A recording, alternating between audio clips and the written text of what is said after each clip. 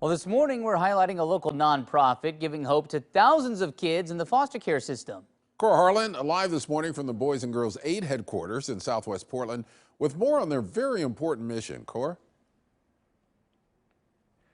Morning, Ken. Morning, Travis. You know, the number of foster parents I'm learning this morning has enthusiasm for foster parenting has sort of waned, I guess, during the pandemic. That's maybe a polite way of saying this. Katie Matten, who's the the person in charge of recruiting foster parents for their program here, that is, I guess, not to be unexpected.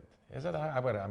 People had a lot of hesitations to do a lot of things, and it just stands to reason that becoming a foster parent might be one of those concerns that they had during the pandemic. Yeah, right? Absolutely. During the pandemic, people were definitely hesitant to foster. There's more instability, unsureness about the future, and so trying to make a big decision like taking a foster youth into your home, it's hard for people to be thinking about. And where has that left you now? We are absolutely in need of foster parents. There's a crisis in the state of Oregon right now. In the greater Portland area, we need at least 500 foster homes to serve youth who are looking for long-term, permanent, and caring homes. And these types of kids that find themselves in need of foster care, I mean, these are pretty well documented. But just how do kids who are not complicit in any of this find themselves in need of foster care? Yeah, you're right, Kohr, that kids are in foster care by no fault of their own. It's usually because they've experienced some kind of abuse or neglect in the system, and the state has deemed it's no longer safe for them to remain in their biological homes or family of origin, so they come into the foster care system. Yeah. And then, so there are 5,000 homes that are needed today. 500. 500, I'm sorry. 500 homes that are needed in the Portland, greater Portland area, I guess, right now. If a person is sitting at home this morning, interested in maybe taking some of this on or thinking about it anyway, what's their first step? Well, you need to have a motivation to want to make a difference in the life of a child. Right. Some real patience and empathy for what these kids are going through. They've been through a whole lot in their young lives. So they're coming into foster care with a lot of instability, a lot of challenges, right? And fostering isn't an easy job.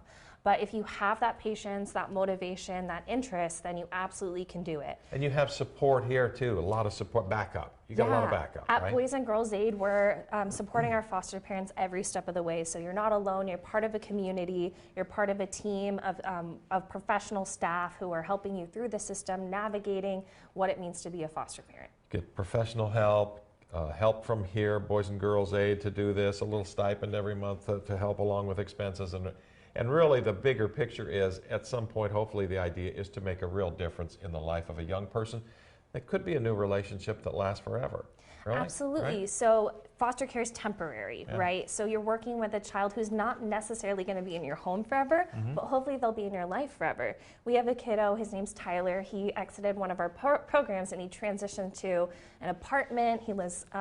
He's able to get job coaching, support to learn how to live in as an adult. Right. And he still has a relationship with his foster family, and his former foster dad is now teaching him how to drive. That's pretty cool. It's really pretty cool, Travis and Ken. And of course, you know, not all foster experiences are lifetime commitments or lifetime connections there, but they make, believe me, they make, and we've talked enough about this to know that they make a real difference in the life of a young person whose course in life is still yet to be set. Could be good, could be made better with a lot of help from some foster parents. So if you're thinking about it, give them a call here at Boys and Girls Aid on Barber Boulevard. Ask for Katie.